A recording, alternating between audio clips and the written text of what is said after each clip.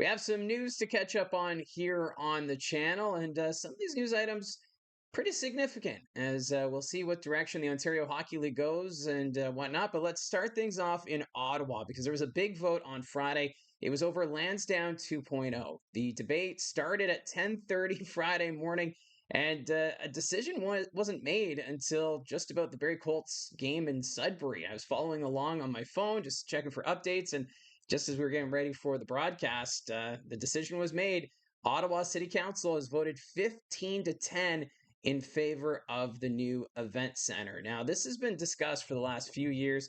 It's an estimated cost of $419 million to build this new facility, which will be located at the far end zone at Lansdowne Place, because Lansdowne Park includes both the Red Blacks, so football, and then the Ottawa 67s and the Ottawa Charge playing at TD Arena. And TD Arena has served its purpose.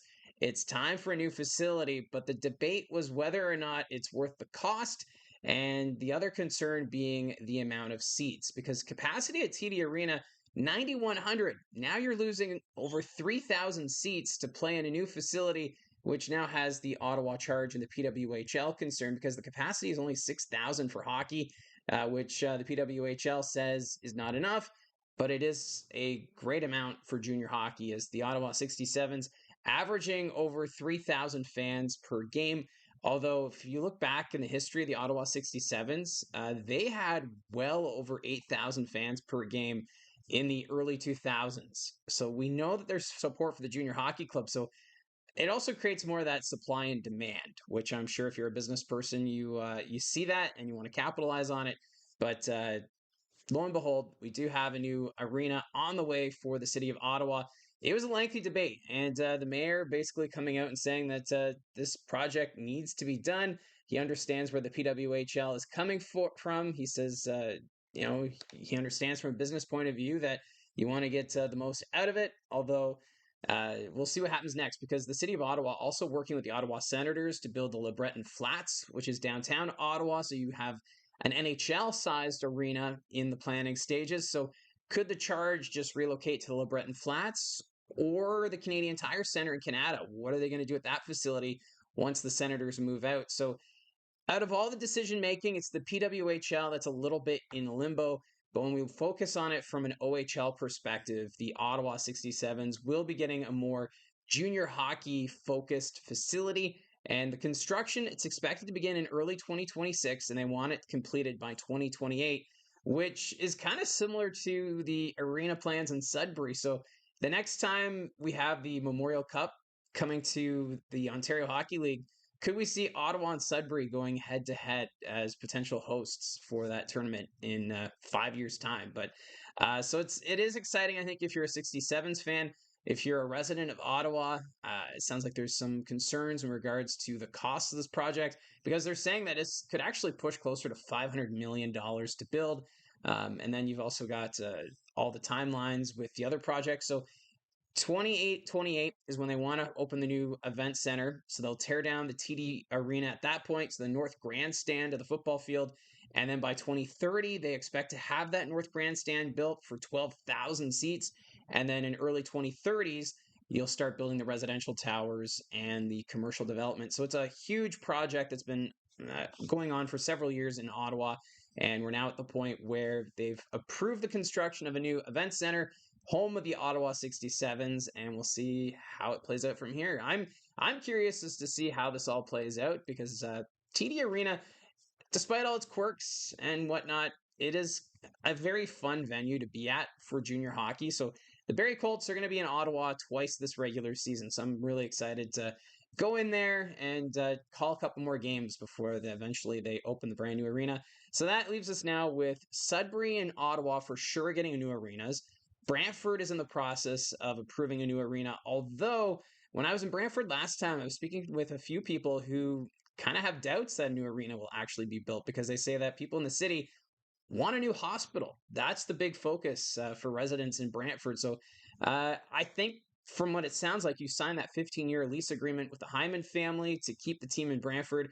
I would expect they build a new arena, but it sounds like in the community, concerns are being raised about other infrastructure that should be addressed before a hockey arena. So that might be a development worth watching, although I think it's going to happen, but time will tell. And then, of course, we're also following along with Peterborough. When will City Council take that next step towards building a new arena there, or are they content with the PMC despite the threats being made by the Ontario Hockey League? We'll have to wait and see on that front, but when it comes to Ottawa, the new Lansdowne 2.0 project will be moving forward. Another interesting news item that came out.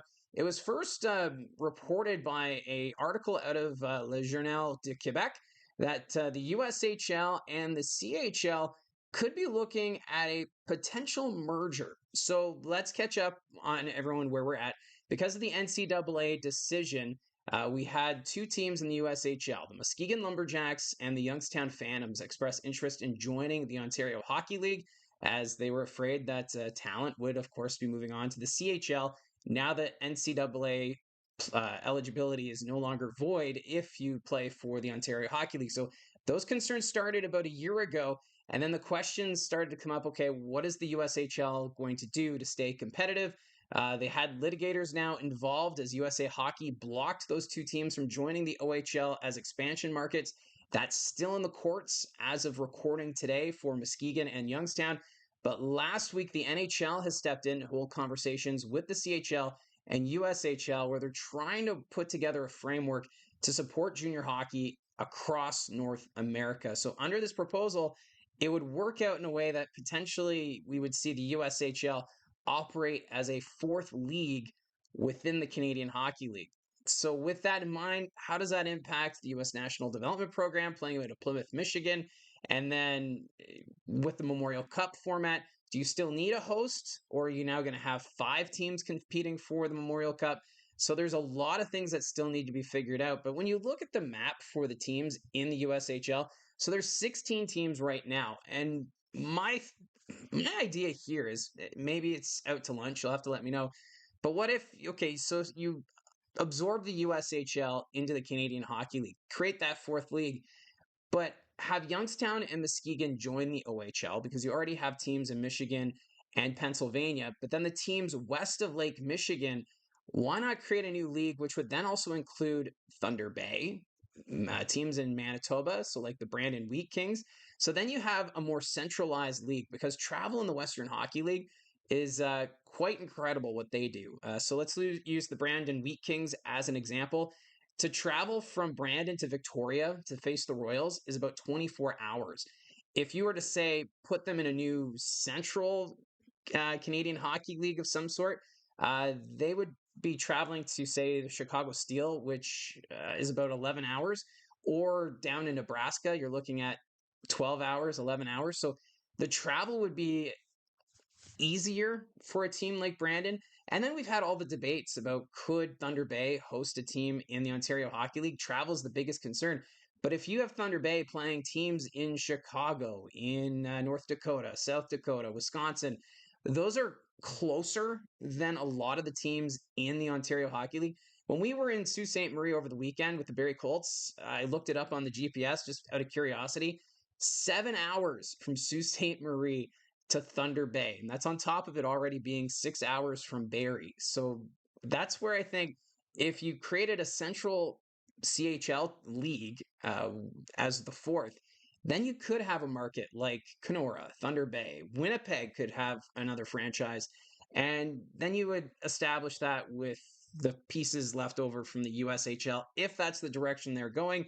At this point, these are just ideas that I'm throwing at a board and seeing if anything sticks. But ultimately, we know these meetings are now taking place in New York City. The NHL is involved. We heard rumors about this a year ago that the NHL would like to get involved to figure out how junior hockey can work now that we have this new dynamic with the NCAA. And my thought is, or my thinking, if you're going to create a fourth league within the CHL umbrella, this probably be a great way to somehow fit in Thunder Bay. Because Thunder Bay, they've got the market, they've got the population, the arena, they just need to have the logistics. And I feel as though this could be a way that we could get Thunder Bay in with a logistics footprint. But you'll have to let me know in the comments section down below. And finally, I didn't mention this in the power rankings video that I did earlier today, but wanted to do it here more specifically because Jay McKee has become the 20th head coach in OHL history to win 300 games behind the bench. He's his career trajectory has been outstanding since joining the Bulldogs organization with championships and whatnot. He's also one of the fastest coaches to hit the 300 wins mark. Only Dale Hunter, Dick Todd, and Pete DeBoer reached the milestone in fewer games. So Jay McKee winning 300 games in just 516. And so not too bad there.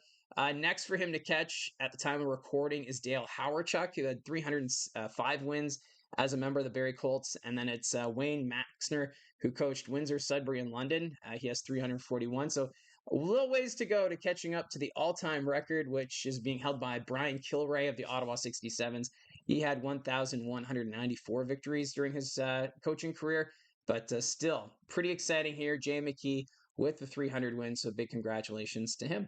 So that's how I see it from the booth. Let me know in the comments below your thoughts on any of these news items. I know the Ottawa arena situation is a touchy one for some residents in Ottawa, but even the idea of the USHL joining the CHL one way or another, let me know your thoughts on that. Very curious about it. Thank you very much for all your support. Don't forget to hit like and subscribe, and we'll talk to you again soon.